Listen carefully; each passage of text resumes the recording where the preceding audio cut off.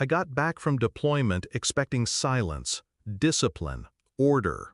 Instead, I found my daughter in the living room, wearing a dog collar. Her eyes were glassy.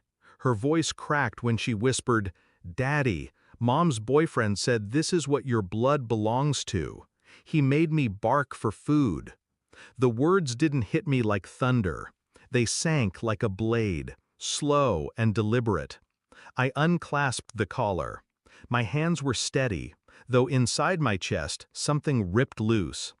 I carried her to her grandmother's, tucked her into a bed that smelled of lavender and safety. I kissed her forehead and promised her nothing would touch her again. Then I made one call. That night, he was dragged out of his truck by an unknown man. 2 shots, clean, final. And then the phone rang. My wife's voice, shrill, breaking through static. "What did you do?" I let her scream. I didn't answer right away. The silence drove her wild. She begged, cursed, wept, all in the same breath. I listened. I memorized every word. Each one confirmed what I already knew. She wasn't shocked by what he did.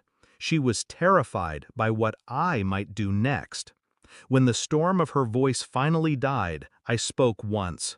"You knew." The line went quiet. That silence told me more than any confession. She had known. She had let it happen.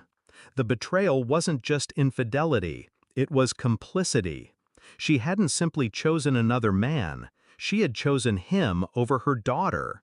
That night I sat in the dark, staring at the collar in my hand. The metal ring caught the dim light, mocking me with its simplicity.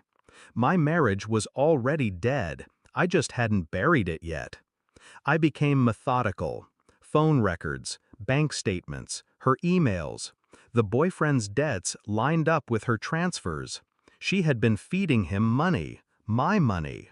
Receipts showed motels, always 2 towns over, always cash.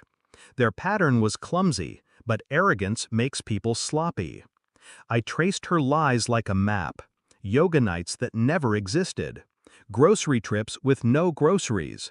Weekend visits to her sister that coincided with hotel check-ins.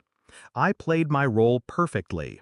Calm husband, concerned father, distant but composed. She thought my silence meant ignorance. It didn't.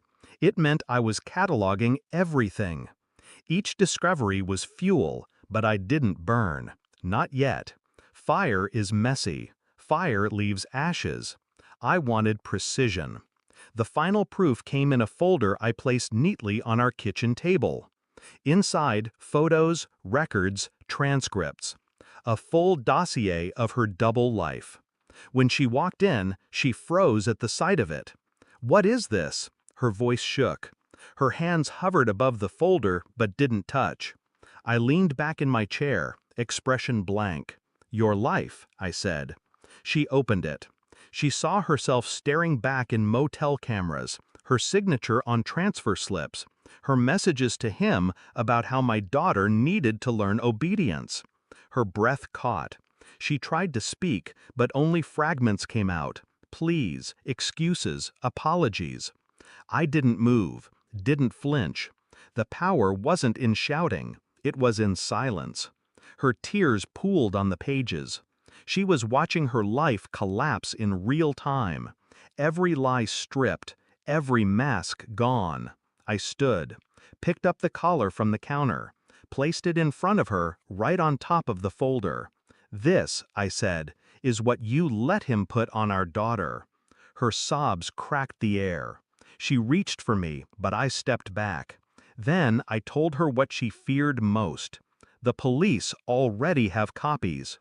Her eyes widened. Horror, not just at exposure, but at the permanence of it. Her name tied forever to his crime. She collapsed into the chair, clutching the collar like it was burning her. I left her there, broken, surrounded by the evidence of her betrayal. I drove back to my mother's house. My daughter was asleep, breathing softly, her hand curled around a stuffed bear. I sat in the doorway for a long time, watching, listening. The storm inside me had finally gone quiet. I realized then, revenge wasn't the gunshots in the night. It wasn't the folder on the table. It wasn't even the ruin I left my wife drowning in. Revenge was this moment, her safe, her free, and her mother knowing she would never be allowed near her again. I closed the door gently, the sound final. The man she betrayed was gone. What remained was something colder, something she would never understand.